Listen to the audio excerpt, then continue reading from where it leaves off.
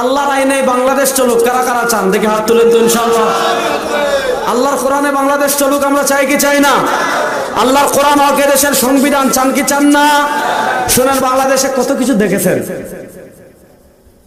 কত নেতার পরিবর্তন দেখেছেন।